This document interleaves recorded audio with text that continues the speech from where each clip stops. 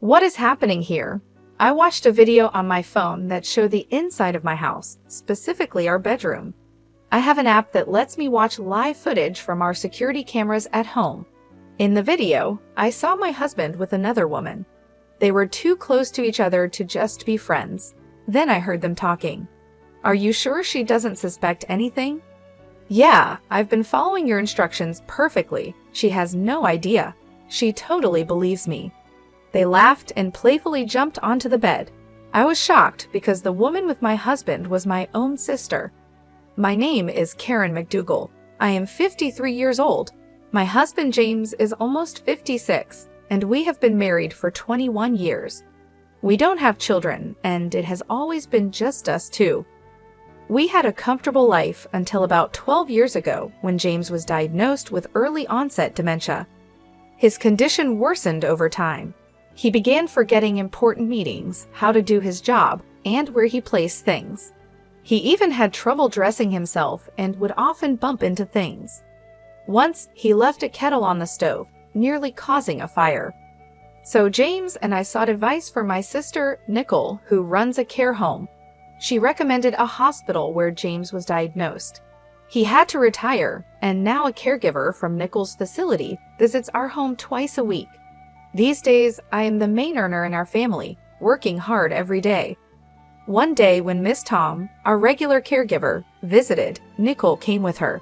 She said, "How's James doing? He's your husband, and I'm worried too." Since we started using Nicole's facility, she often stops by to check on us. I left for work knowing James was in good hands. My sister Nicole has looked after him like a brother ever since we got married. She always wanted a big brother when we were kids. She was very upset when James was diagnosed with dementia. Although she's busy, she often checks on us, which I really appreciate. Thanks to Nicole and Ms. Tom, I can work peacefully knowing James is safe at home. Without my job, we'd struggle financially, so I'm very grateful to them. However, they can't help on weekends, so I take care of James alone then. I work during the week and care for James on weekends, leaving me no time for myself.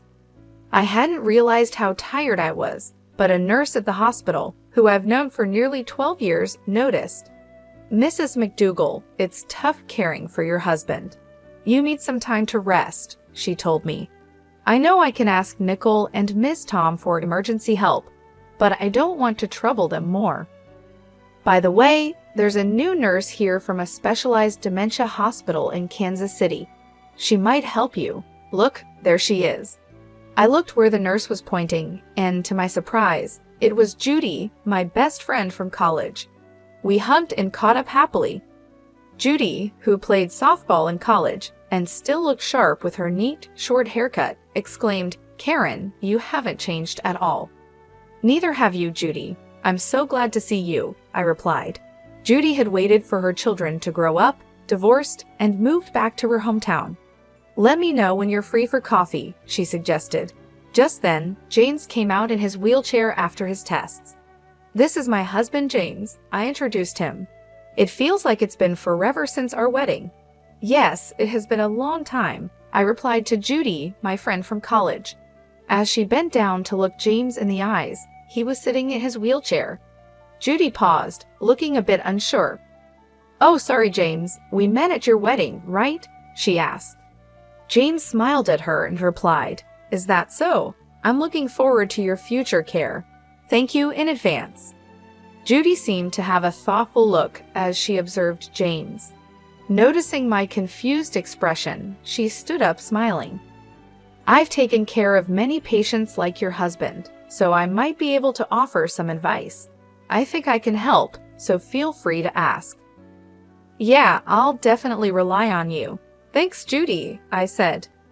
We said goodbye to each other after that. Over the next few months, I ran into Judy a few times, like when I went to pick up James's medicine or when his health got worse. Each time, Judy looked at me with concern, but I pretended not to notice and just shrugged it off. A few months after reuniting with Judy, James and I went to the hospital together. As James was called in for his checkup, I heard someone call, "Karen." It was Judy, looking serious. "Is something wrong?" I asked. "Your husband James just went in for his examination. Do you have a moment?" Judy asked. "Sure, I guess," I replied. Judy led me to a counseling room. "Karen, how is it taking care of James? Are you managing okay?" she inquired. "Thanks for asking," I said.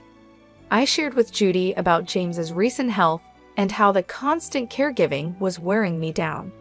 Judy listened intently, seeming concerned about my well-being. But then she started to say something surprising. "Actually, Karen?" What she said next was hard to believe. About a week before we met again, Judy told me she was shopping in town when she saw Nickel with a man she recognized. Nickel introduced him as her boyfriend. Later, at the hospital, I realized the man was James, my husband. It was all very confusing.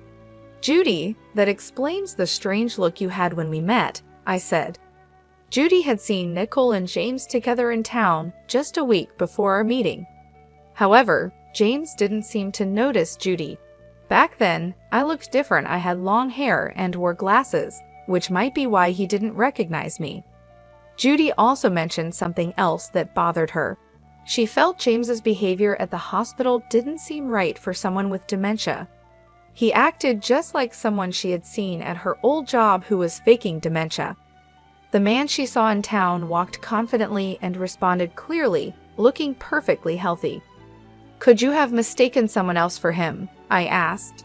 "I don't think so," Judy replied. "You know how James has those distinctive moles under his right eye? The man with Nickel had them too. It's quite a unique feature." Judy realized she might have spoken inappropriately about my husband and apologized. But it was true, James does have those moles, and it's rare for someone else to have the same ones in the same place. Could James have been pretending to have dementia for 12 years and be having an affair with Nickel? The story was hard to believe, but Judy isn't known to lie. "I don't think this hospital is very good," Judy admitted. "The doctors aren't great, and I've heard some bad rumors. It seems odd that they have so many patients. I think you should get James properly checked to see if he really has dementia," she suggested seriously. After hearing what Judy said, I went to a large store and bought a home security camera. I placed it in hidden spots in the living room and bedroom to secretly record what was happening while I was at work. I set it up to connect to my smartphone and checked it during my breaks. Surprisingly, James acted differently than he did around me. He wasn't lost or confused about where things were. He seemed to be living normally. Also, when Miss Tom, the caregiver I had hired for James, came over, there was no sign of her actually taking care of him. Furthermore, I discovered that Nickel had been visiting my house frequently while I was away. The camera also captured their conversations clearly. "You're not getting caught pretending to have dementia, right, James?" "Yeah, because I'm doing just as Nickel suggests, pretending not to know the date or where things are as working perfectly, pretending not to write or go outside, and thinking it's day when it's actually night would be good too. Karen is a trusting person, so I don't think she'll suspect anything." "Is Miss Tom okay? Won't she spill the beans?" "Ah, she's fine. She's a single mom with a kid, so she needs the money. I've been giving her a bit more salary, and she's been keeping quiet." After laughing together, they would flirt and head to the bedroom. I was speechless when I saw the footage. I couldn't believe my sister and husband were plotting behind my back, but the evidence was clearly recorded on the camera. Confronted with the undeniable truth, I felt lost. A few days later, I felt the need to talk to Miss Tom, who had been taking care of James. When I contacted her, she said she would be available the following Saturday. I went to her apartment and showed her the footage. She looked defeated, cried, and apologized to me. "What you see in this footage is the truth. I've been deceiving you all this time, and I'm truly sorry. I don't have a license, and I was struggling to find another job. I had no choice but to follow what Nicole said because she offered me a good deal," she confessed. She explained that she was a single mother needing money, but she felt guilty for helping deceive me. Her guilt helped me get her statement. She also gave me copies of receipts, daily reports, and her diary from that time. No matter how much I needed the money, what I did was wrong. I am really, really sorry, she kept saying. Besides the evidence and testimony from Ms. Tom, I gathered more proof by talking to a few people involved and then spoke with my lawyer. I decided it was time to confront James and Nicole. I pretended to go to work like usual, waited near my house, and went back when Nicole arrived, and they were likely together. I caught them off guard, and they panicked. I know everything now, James, I said coldly. He quickly started confessing. It wasn't my idea. Nicole seduced me. She suggested we pretend I had dementia so you would support us. We could meet while you were at work. Even Ms. Tom was hired by Nicole as an alibi. Nicole got angry and shouted James was fully involved in the plan, and now he's trying to escape blame. That's cowardly. Shut up, you were the one pushing this idea. As they argued, my heart turned cold watching them blame each other. I had reached my limit with the antics of Nicole and James. Exasperated, I commanded, "That's enough. Both of you, get out." I didn't just speak, I acted, tossing them out of the living room window along with their clothes and Nicole's purse, which were scattered all over the floor. Then, I slammed the window shut. They continued to bang on the glass, pleading for a chance to explain, but I was done listening. I drew the curtains to shut them out completely. Their persistent banging prompted me to send a stern message via WhatsApp. Be quiet, or I'll call the police. Leave now. That silenced them. Over the next few days, they repeatedly came to my house and bombarded me with messages on WhatsApp, which was incredibly irritating. To escape the constant reminders of their betrayal, I decided to sell the house. Fortunately, I had the foresight to transfer the property into my name after James was diagnosed with dementia. Given his condition and retirement, he was no longer in a position to manage our finances, including the mortgage. This precaution proved wise, as I was able to sell the house for a good price and purchase an apartment with the funds I had discreetly saved over the years. Although I hadn't anticipated such a drastic turn of events, I was relieved that my past decisions had prepared me well. Consequently, I filed for divorce from James and pursued a division of our assets.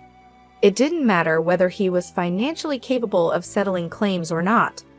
This action was more about sending a clear message that what they had done to me was unforgivable and unforgettable.